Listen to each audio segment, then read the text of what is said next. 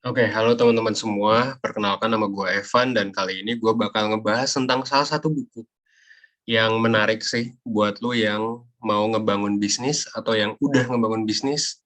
Ini buku oke banget sih gitu. Jadi bukunya namanya 100 Million Dollar Offers. Gue gak paham juga sih kenapa nama bukunya ini, tapi yang jelas ini buku keren banget sih. Nah, jadi buat lo yang sekarang adalah founder atau ya mungkin seorang manajer gitu di startup ini cocok banget buat lo. Kenapa? Karena akan ada waktu ketika pertama growth rate kita tuh lagi stagnan. Kayak misalnya kalau di startup kan memang kita sering ya nargetin growth lah. Misalnya sekian persen per minggu atau sekian persen per bulan gitu. Nah, ada saat di mana growth tuh stagnan banget dan kayak ya bingung aja gitu harus ngapain. Dan yang kedua buat lo yang mau bikin bisnis ya ini video buat lo gitu ya. Dan atau yang ketiga lo pengen jadi product manager dan bikin produk yang oke. Nah, this is the right video for you. Dan tapi sebelum gue lanjut, gue mau ngasih tahu bahwa channel ini ngebahas tentang self development, review buku, personal finance dan berbagai hal lainnya. Kalau misal lo tertarik, silakan subscribe atau kalau misal lo tertarik dengan review buku, cek aja playlist yang lain buat review buku yang lain ya. Dan review buku kali ini mungkin gue bakal nyeritain lebih banyak tentang kegagalan-kegagalan gue kali ya, dan juga kondisi 1% sekarang, karena video ini bakal gue share juga sebagai training ya buat karyawan 1%. So, gue bakal ngasih tahu itu juga. Nah, ini adalah rangkuman poin-poinnya. Bisnis banget ya. Jadi pertama kita ngomongin finding the right market. Kedua, kita ngomongin soal gimana cara ngasih offer yang oke customer. Ketiga, kita bakal ngasih tahu gue bakal ngasih tahu value equation, alias intinya gimana cara ngitung value sebuah produk gitu ya. Yang keempat adalah bikin solusi logis maupun solusi psikologis gitu ya. Dan yang kelima adalah crafting your offer. Oke, kita mulai dari yang pertama. Dan ini adalah problem 1% sebenarnya sampai sekarang gitu ya. Lo mungkin yang tahu 1% gitu ya. Gue kan ngebangun 1% sekitar 2,5 tahun lalu. Sebenarnya 3,5 sih, tapi mulai berbisnis tuh 2,5 tahun lalu gitu. Ketika gue bikin pertama kali produk 1% tuh konsultasi kan yang pertama. Dan gue tuh memang memulai dari YouTube gitu. Dan ketika gue mulai di YouTube, gue memang dulu udah mencoba mendefinisikan, oke, market gue adalah umur 18 sampai 24 gitu. Nah, masalahnya adalah sekarang gue udah punya 2 juta, hampir 2 juta subscribers lah ya di 1%. Nah, dari 2 juta itu berapa banyak sih yang beli produk konsultasi? Gak sebanyak itu cuy, gitu, gak sebanyak itu. Nah, that's why lu yang memang baru bikin bisnis, atau mungkin lu sekarang lagi kerja gitu ya, pengen ningkatin growth lu harus balik lagi sih ke market. Marketnya pas nggak? Jangan-jangan lu punya 100.000 subscribers, market lu cuma 1.000 di sana. Gitu. Jadi, lu perlu tahu 5 poin ini, gitu ya. Jadi jangan sampai kalau di meme ini ya yang gue share, lu jual iPhone, tapi ke orang yang mungkin status sosial ekonominya rendah, yang beli sampo aja masih ya orang kaya juga pakai kayak gitu sih mungkin ya. Tapi kayak bayangin kalau lu jualan iPhone ke masyarakat-masyarakat pedesaan gitu misalnya ya, yang notabene ekonominya masih rendah, yang buat makan aja susah gitu ya, nggak bakal dibeli sih gitu kan. Jadi yang pertama lu harus tahu masalah apa yang mau lu solve. Ini basic banget sih yang pertama ya. Jadi skip aja nggak bakal gue jelasin. Nah yang kedua, siapa nih orang yang punya masalah ini? Nah, orang yang punya masalah, ini konteks 1% ya, itu punya masalah kesehatan mental, punya masalah kehidupan tuh banyak. Semua orang punya masalah itu. Tapi masalahnya yang ketiga, iya, gue udah menemukan market yang ada orangnya, dan orangnya mau nonton video YouTube gue, ya kan, di 1%.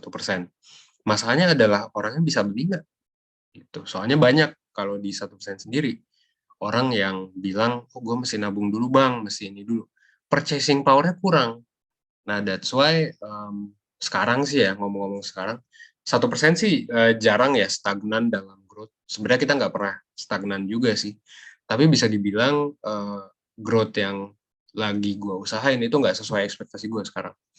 Gitu. Dan gue ngerasa sekarang setelah baca buku ini, ya, yang jadi problem adalah purchasing power orang. Gitu. Orang tuh masih belum ngerasa bahwa ya layanan konsultasi kesehatan mental dan konsultasi kehidupan itu urgent Dan kita masih memang masang harganya cukup mahal juga sih, gitu. Tapi marketnya nggak cocok. Banyak yang beli produk kita, bahkan sampai ngeluarin sejuta gitu, untuk banding konsultasi ada, gitu, ada. Sayangnya memang, ketika gue lihat, oh 2 juta orang ini, paling yang beli cuma berapa persen, gitu. Nah yang keempat juga ini, kayak kalau misalnya lu udah nentuin, terus oke dia bisa beli, gitu. Nah sekarang gampang buat dicari nggak orangnya? Banyak nggak orangnya? Gitu kan. Jadi kayak kalau misalnya orang yang bakal beli produk lu adalah orang yang kaya banget gitu. Lu misalnya ngejual produk 1 miliar gitu ya. Tapi yang bakal beli seumur hidup lu gitu ya, atau dalam setahun cuma satu gitu. Menguntungkan nggak? Ya mungkin menguntungkan kalau lu jualnya 1 miliar terus lu untung 500 juta gitu ya. Tapi kayak kalau misalnya susah buat dicari, susah buat di-marketingin, susah juga lu untuk menjual produknya gitu. Dan yang paling penting juga dalam konteks startup sebenarnya adalah marketnya tuh harus growing. Bertambah terus nggak marketnya? Gitu. Jadi kayak jangan sampai ternyata marketnya malah berkurang gitu sih. Kayak yang marketnya berkurang adalah mungkin sekarang apa ya? Uh, apa ya marketnya mungkin marketnya berkurang sekarang salesman offline kali ya. Kayak kalau lo bikin agency atau outsourcing gitu, sales offline, bisa jadi marketnya berkurang, nggak sebanyak dulu. Karena mungkin sekarang lagi pandemi, terus juga sekarang orang lebih suka digital marketing instead of door-to-door marketing gitu kan. Ya kurang lebih kayak gitulah. Gitu ya. Nah yang kedua adalah grand slam offer. Jadi kayak grand slam offer artinya produk kita harus bisa, jadi kan tadi kita udah belajar ya tentang finding the right market. Kita udah tahu marketnya, kita udah bikin produk yang sesuai gitu ya. Anggap aja produknya tuh dibutuhkan sama mereka dan mereka bakal beli. Nah sekarang semua orang tuh bisa ngejual produk dengan ngasih diskon. Kayak dan ini juga yang udah dilakuin 1% sampai sekarang. Dan ini menurut gue adalah hal yang kalau sekarang sih udah kayak jadi semacam trik marketing ya, kayak meme ini ya. Kalau orang beli harga baju 50.000 nggak ada diskon, mendingan beli yang 100.000 tapi diskon 50%. Itu kan. Meskipun bisa jadi bajunya sama-sama aja gitu. Nah, gua nggak melarang orang ngasih diskon, tapi kayak akan lebih bagus kalau orang tetap beli meskipun lo nggak ngasih diskon.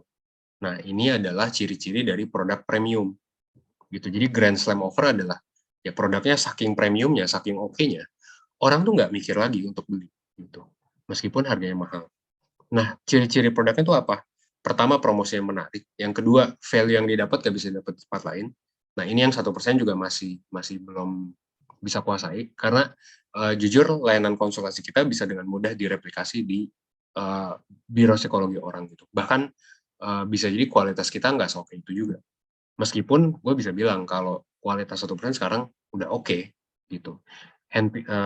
Banyak matriks kita yang bagus, kualitas bagus, tapi kayak nggak yang grand slam gitu. Nggak yang orang-orang jadi kayak, oke gue mau beli meskipun harganya segini. Enggak gitu. Nah yang ketiga adalah jaminan kualitas. Nah ini juga yang 1% belum punya. Kenapa? Karena bisa dibilang kita belum bisa ngasih kayak, lu kalau beli ini misalnya penyakit lu bakal sembuh gitu, atau kayak disorder lu bakal sembuh dalam 3 pertemuan, nggak bisa. Kita masih belum bisa menyediakan teknologi seperti itu. Dan bahkan untuk penjadwalan konsultasi aja kita masih belum bisa ngasih kepastian gitu kan, kayak misalnya dalam seminggu lu pasti dapat atau besoknya atau langsung dapat hari ini, itu nggak bisa. Nah ini juga yang lagi kita usahain sih ya. Jadi kayak ya bikin grand slam offer mesti apa? Mesti riset, mesti bikin produk yang bagus, of course ya. Dan tentu harganya juga premium. Kenapa harganya premium? Karena kalau harganya murah nanti orang jadi bertanya-tanya kan, ini produk premium nggak? Ya nggak sih? Gitu kan. Jadi harganya juga mesti menyesuaikan dengan kualitas ya. Mungkin brand yang kayak gini banget tuh Apple kali ya. Gitu kayak ya setiap produk Apple pasti harganya premium. Meskipun sekarang mereka udah mulai memurahkan harganya ya kayak MacBook era M1 sekarang tuh murah banget, ya kan? Tapi kayak kita bisa tahu bahwa ya Apple bakal ngasih kualitas premium. Mau harga semurah apapun, mau harga semahal apapun, percaya orang-orang, gitu kan? Nah, lanjut ke yang ketiga. Yang ketiga adalah the value equation. Jadi sebenarnya produk itu kan sebenarnya bisa diukur manfaatnya, gitu ya, atau nilai sebuah produk itu sebuah bisnis tuh bisa diukur. Nah, diukurnya dalam apa? Ada empat variabel gitu ya. Pertama adalah dream outcome, alias gini, kalau misalnya lo ke dokter ya lo pengen sembuh dong, ya kan? Nah itu adalah outcome-nya, sembuh. Nah kalau lo konsultasi psikologi gitu ya, lo juga pengen sembuh dong dari gangguan mental gitu. Lo pengen jadi orang yang berfungsi dengan optimal gitu kan. Nah masalahnya adalah 1% nggak bisa nyediain ini gitu. That's why ya tadi yang gue bilang, kita punya 2 juta subscribers, 2 jutanya beli konsultasi enggak, paling cuma berapa persen gitu kan. Gue ngasihin duit banyak nggak? Kalau dibilang banyak dikit sih relatif ya, tapi gue masih bilang ya dari target gue sih masih dikit gitu. Jadi kayak pertama itu outcome aja kita nggak bisa mastiin gitu kan. Ini gue kayak ngejelek-jelekin bisnis sendiri lagi. Tapi itu faktanya. Bahkan orang bisa aja nggak cocok dengan psikolog atau dengan mentor kita. Gitu. Yang kedua, likelihood of achievement.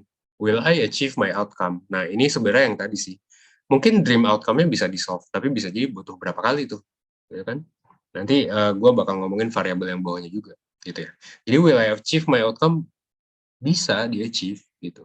Nah, dibagi sama yang bawahnya tuh. Nah, dibagi sama time delay. Time delay adalah seberapa cepat. Nah, masalahnya adalah kita ngasih penjadwalan aja bisa jadi seminggu kalau misalnya lagi penuh gitu kan untuk mentor atau konselor atau psikolog kita gitu. Jadi kayak memang ya gue lagi ini PR banyak sih ya di sini. Dan ini juga buat lo yang nonton karyawan 1% ya 1%, ini juga mesti lo usahain sih gitu. Quick enough gak gitu ya. Plus juga setelah time delay adalah effort dan sacrifice. Jadi si pembeli butuh banyak effort gak gitu? Ya jelas butuh lah untuk self healing, untuk kayak counseling dan lain sebagainya. Bahkan untuk cerita aja butuh effort, coy, capek gitu. Ya that's why memang orang-orang mungkin akhirnya nggak jadi ke psikolog ya nggak sih? Gitu. Mungkin lu juga mikir kayak apa namanya daripada ke psikolog mendingan gua ngapain gitu kan. Dan ini juga yang udah gua sadar sih. That's why kita juga di 1% develop other products gitu ya, bukan cuma layanan konsultasi gitu. Dan sekarang juga kita lagi testing banyak produk sih. Tapi kayak ya produk itu seberapa bagus sebuah produk dari ini sih. Gitu. Nah sekarang yang menarik adalah sebenarnya 1% itu kan banyak kekurangannya, ya kan kayak penjadwalan, kan? Terus juga banyak lah pokoknya. Nah kita itu bisa sebenarnya ngasih dua jenis solusi gitu. Kalau kita nggak bisa ngasih solusi logis ya kasih solusi psikologis. Contohnya ini orang mau ikut layanan konsultasi 1%, tapi problemnya adalah ngantrinya lama banget. Dapat jadwalnya mungkin seminggu lagi misalnya. Padahal orang tuh misal lagi depresi, gitu ya. Butuh saat itu juga. Ya nggak sih? Orang kalau misalnya memutuskan untuk beli konsultasi, ya butuhnya saat ini juga. Gitu. Dan padahal harga kita tuh mahal. Gitu ya. Effortnya tuh mahal dan sebagainya. Konsultasi itu. Gitu. Terus untuk cerita aja butuh siap-siap banyak karena masih tabu. Gitu kan. Solusinya gimana? Solusi logisnya ya kita hire psikolog baru, bikin jadwalnya available gitu kan, dan gak lama. Dan itu yang kita lakukan juga. Tapi sebenarnya kita bisa aja ngasih solusi yang gak logis gitu sebenarnya. Kayak di meme ini ya, orang tua anaknya sakit-sakitan ya ganti nama aja. Logis gak? Enggak. Tapi ngasih ketenangan gak? Ngasih ketenangan secara psikologis gitu ya. Jadi misalnya kalau secara logis ya hire psikolog baru dan bikin jadwalnya available kayak tadi. Solve the problem gitu ya. Nah, yang kedua adalah psikologis. Bisa aja kan kita misalnya sambil orang milih jadwal dan lain sebagainya, kita kasih layanan kelas online gratis. Kita kasih webinar gratis. Kita kasih video tentang persiapan konseling dan lain sebagainya. Happy nggak customer-nya? Bisa jadi lebih happy daripada ketika nggak dikasih apa-apa terus nggak dapet jadwal. Ya kan? Karena kita dealing dengan orang yang misalnya punya masalah kesehatan mental atau masalah kehidupan, ya kan? That's why mereka pilih untuk konsultasi. Gitu. Jadi kayak ini buat lo bisa aja lo pakai solusi psikologis gitu untuk menyelesaikan masalah yang selalu ada tapi lo nggak bisa selesaiin gitu segera gitu ya. Nah sekarang yang kelima adalah crafting your offer. Nah crafting your offer di sini adalah gimana nih cara kita bikin produk yang oke, bikin bisnis yang oke. Sebenarnya mulai dari pertama problem orang-orang tuh apa dan orang-orang maunya apa. Misalnya dalam kesehatan mental, atau di sini gue kasih contoh yang gampang ya. Ini gue kopas dari Paulo Balinas. By the way, semuanya gue juga kopas sih dari dia ya. Jadi shout out to Paulo Balinas. Dia itu berreview buku yang gue look up to, meskipun subscriber saya dikit ya. Nah, jadi crafting your offer itu adalah gimana caranya bikin ya sebuah produk. Pertama, lo harus tahu problemnya. Misalnya di sini, oke, orang nambah berat badan, pengen losing weight, gitu ya, mengurangi berat badan dalam 6 minggu. Terus lo list aja tuh problem sama solutionnya. Solusinya misalnya adalah oke, bikin meal plan, terus kayak bikin delivery gitu kan. Karena problemnya adalah ketika kita pengen kurus, itu tuh males banget gitu kalau kita mau masak dan lain sebagainya gitu ya. Dan mahal juga kadang-kadang. Bukan kadang, sering kali mahal. Nah, terus how to deliver the solutions. Jadi fokus dari sini ke sini. Oke, gimana ya caranya? Bisnis modelnya gimana? Oh, misalnya langganan aja. Jadi nanti diantar tiap hari.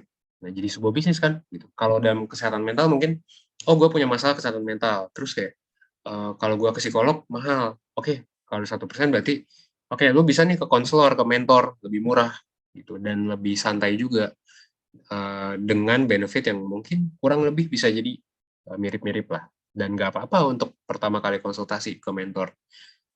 Dan nggak semua orang juga butuh psikolog. Ya udah, delivernya gimana? Ya delivernya ini nih, konsultasi bareng mentor dengan harga lebih murah. Nah, sekarang gimana cara ngasih offernya yang lengkap? Udah, digabungin aja gitu. Lose weight in 6 weeks by eating healthy with simple meal plan service. Kalau dalam hal 1%, kayak, oh ya, lu bisa lebih lega, lebih bahagia gitu ya, dengan harga yang lebih murah, dengan lu konsultasi dengan mentor 1%. Gitu. Jadi kayak, that's why mentoring 1% juga sekarang memang penghasil revenue terbesarnya 1%. Gitu. Tanpa mentoring mungkin gue nggak bakal bisa ya hire karyawan ya, itu karena jujur pendapatannya besar di sana, gitu ya. Oke, sebenarnya udah sih segitu aja. Jadi gue mau say thanks dan ya terakhir silakan kalau lo mau kontak gue bisa di twtwindonesia@gmail.com atau kalau lo mau cek tulisan gue di ivandihenurahim.com. Kalau lo mau cek link ke kelas online atau layanan coaching udah gue bikin, lo bisa ke twtwindonesia.mayar.link atau lo bisa klik link di deskripsi karena gue udah sediain. Silakan, gue udah ada kelas menulis, kelas psikologi umum, nanti juga banyak lagi kelas-kelas online gitu ya. Ya ini side project gue aja sih. Gitu. Silakan kalau misalnya lo tertarik dengan videonya, silakan tonton lebih lanjut gitu ya di video lain karena gue menyediakan banyak juga video lain. Semoga makin banyak gitu ya. Semoga nggak berhenti ya. Oke, mungkin sekian dari gue. Gue Evan dan see you on the next video. Bye.